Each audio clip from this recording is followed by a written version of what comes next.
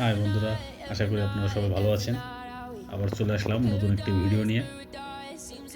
এই দেখা যাচ্ছে পাতায়া সিটি, দেখে চলে আসলাম। সন্ধ্যা হয়ে আসছে, পাতায়া বিচে একটু ঘুরতে চলে আসলাম।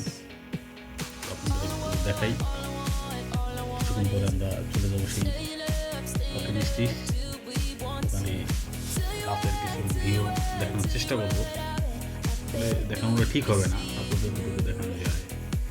সাথেই থাকবেন, দেখতে থাকেন চারিদিকে ভিউটা কীরকম দেখা যায়।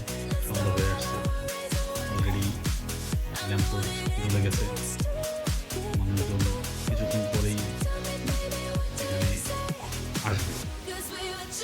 মানুষজন আসে রাতে, দিনে তেমন মানুষ দেখা যায় না। যখনই সন্ধ্যা হয়, সন্ধ্যার পর থেকে একদম ভোরবেলা পর্যন্ত মানুষজনের প্রচণ্ড চাপ থাকে। এবং এত পরিমাণে মানুষ, এত পরিমাণে গাড়ি সারা রাত, মনেই হবে না যে এখানে রাত। এখানে মনে হবে এখনো মনে হয় যে আমাদের সন্ধ্যা হয়ে আসছে। রাতের ভিউ এটা বোঝাই যায় না যে রাত। এত পরিমাণে মানুষজন জমজমাট,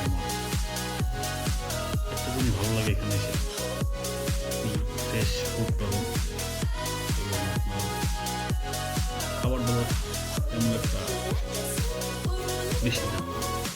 আমাদের দেশে অনুযায়ী খাওয়া দাওয়া একই রকম প্রাইস এবং খাবার দাবার খুব ফ্রেশ এই একটা জিনিস ভালো লাগে। আমাদের ভাই একটু ফটোশুট করে নিচ্ছে। এখানে রাইড করার জন্য স্পিড বোট থাকে, অনেক কিছুই আছে, যেটা আপনি আসলে দেখতে পারবেন।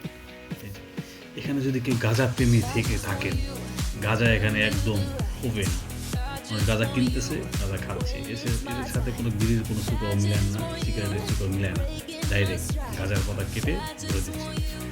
চলে আসলাম একটু পাতায়া সিটির একদম যে লেখাটা থাকে, সেই লেখাটার কাছাকাছি আমরা চলে আসলাম কিছুটা, অনেকগুলো ছবি তোলার জন্য। তো সবাই মিলে ছবি তুলবো, আপনাদেরকেও একটু দেখিয়ে নিচ্ছি। এখানে আসার পর আমাদের আরও দুইটা ভাইয়ের সাথে পরিচয় হয়েছে। আমরা দুজন আসছি, ওই দুই ভাই, মোট চারজন। আমরা চারজন একই সাথে ঘুরতেছি এবং খুবই আন্তরিক। আমাদের সাথে ঘুরে খুবই ভালো লেগেছে এবং ওরা খুব হেল্পফুল। আমাদের রেজা ভাই,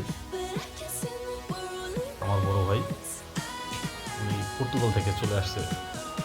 পর্তুগাল থেকে জাপান এসে, জাপান থেকে থাইল্যান্ড চলে আসছে। আমি বাংলাদেশ থেকে থাইল্যান্ড আসছিলাম। যাক, অবশেষে ঘুরে আসলাম। রাতের খাবারটা খাওয়া যাক, খেয়ে আমরা হোটেলে চলে যাব।